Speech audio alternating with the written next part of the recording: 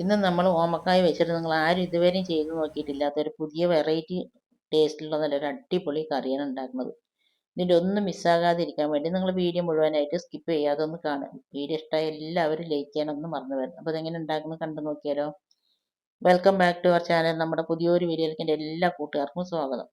അപ്പോൾ ഓമക്കായ എടുത്ത് തോലൊക്കെ കളഞ്ഞതിന് ശേഷം ഞാൻ നല്ലപോലെ കഴുകി എടുത്തതിന് ശേഷം മുറിച്ചെടുത്തിട്ടുണ്ട്.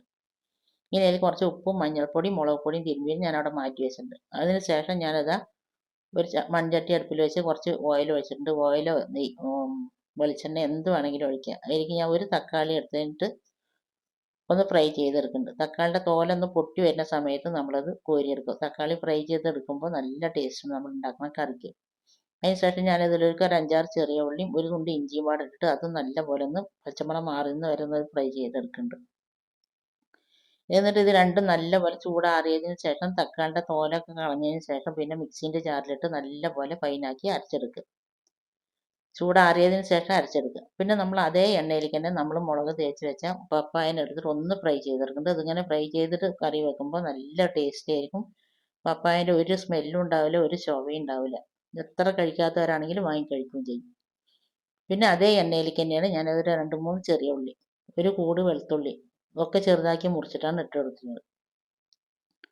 പിന്നെ കുറച്ച് കറിവേപ്പില ഇട്ടിട്ടുണ്ട്.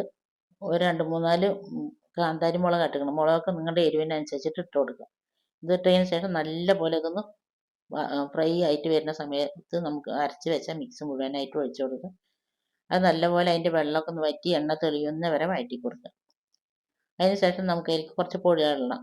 അതിലേക്ക് 1/2 ടീസ്പൂൺ മഞ്ഞൾപ്പൊടി, 1 ടീസ്പൂൺ മുളക് പൊടി, 1 ടീസ്പൂൺ മല്ലിപ്പൊടി ഇട്ടിട്ട് നല്ലപോലെ പച്ചമണം പോകുന്നവരെ നല്ലപോലെ വഴറ്റി കൊടുത്തിട്ടുണ്ട്. അതിന് ശേഷം നമ്മൾ അതിൽ കറിക്ക് ആവശ്യമായിട്ടുള്ള വെള്ളം ഒഴിച്ചിട്ടുണ്ട്. ഞാൻ മിക്സി കഴുകിയിട്ട് കുറച്ച് വെള്ളം ഒഴിച്ചിട്ടുണ്ട്. പിന്നെ വേറെ സാധാ വെള്ളം ഒഴിച്ചിട്ടുണ്ട്. അതിന് ശേഷം അതിലേക്ക് ആവശ്യമായിട്ടുള്ള ഉപ്പും ഇട്ട് കൊടുത്തിട്ട് അടച്ച് വെച്ചിട്ട് നല്ലപോലെ തിളപ്പിച്ചെടുക്കുക. ചാറ് തിളച്ച് വരുന്ന സമയത്ത് നമ്മൾ ഫ്രൈ ചെയ്ത് വെച്ച ഓമക്കായനെ അതിലിടുക. ഓമക്കായെന്നോ പപ്പായെന്നോ എന്താ നിങ്ങളുടെ നാട്ടിൽ പറയുക കേട്ടോ. എന്നിട്ട് നല്ലപോലെ വേവിച്ചെടുക്കുക. അത് വെന്ത് ഉടയും എന്നുള്ള പേടിയൊന്നും വേണ്ട. നമ്മൾ ഓമക്കായ കൂട്ടാൻ വെക്കാൻ എടുക്കുമ്പോൾ ഒരുപാട് മൂത്തത് എടുക്കരുത് കേട്ടോ. എന്നിട്ട് നിങ്ങൾക്ക് ഇതിലേക്ക് തേങ്ങ അരച്ച് കൂട്ടിയിട്ട് എടുക്കാൻ ഇഷ്ടമുള്ള വെച്ചാൽ തേങ്ങ അരച്ച് കൂട്ടാം. ഞാനിതിൽ തേങ്ങ അല്ല അരക്കുന്നത്. കുറച്ച് നല്ലപോലെ ഒരുപാട് പുളിയില്ലാത്ത തൈര് ഒന്ന് വിസ്ക് വെച്ച് നല്ലപോലെ ഒന്ന് ഉടച്ചതിന് ശേഷം ഞാൻ ഇതിൽ ഒഴിച്ച് കൊടുക്കണം. എന്നിട്ട് നല്ലപോലെ ഇളക്കിയിട്ട് നമ്മളത് ഓഫാക്കുക. തൈര് ഒഴിച്ചിട്ട് ഒരുപാട് നേരം തിളക്കാനും ചൂടാകാനും വിടരുത്. പിന്നെ അതിലേക്ക് ഒരു വറവ് ഇടണം. അതിലേക്ക് ഞാൻ ചട്ടി വെച്ചിട്ട് വെളിച്ചെണ്ണ ഒഴിച്ച് കടുകിട്ട് വറമുളക് ഇട്ട് കറിവേപ്പില ഇട്ടിട്ട് നല്ലപോലെ ഒന്ന് തൂമിച്ചിട്ട് ഞാൻ അതിലേക്ക് ഒഴിക്കുന്നുണ്ട്. ഇതേപോലെ ചെയ്യാത്തവരൊന്ന് ചെയ്ത് നോക്കുക. നിങ്ങൾ ചെയ്ത് നോക്കുന്നുണ്ടെങ്കിൽ ഫീഡ്ബാക്ക് എന്തായാലും താഴെ കമൻറ്റ് ബോക്സിൽ അറിയിപ്പിക്കുക. ഇത് ചോറിൻ്റെ കൂടെയായാലും പലഹാരത്തിൻ്റെ കൂടെയായാലും എന്തിൻ്റെ കൂടെയും കഴിക്കാൻ പറ്റുന്ന നല്ലൊരു കിടിലൻ കോമ്പിനേഷനാണ്. അപ്പോൾ ഓക്കെ, താങ്ക് യു. അടുത്ത നല്ലൊരു വീഡിയോ ആയിട്ട് വരാം.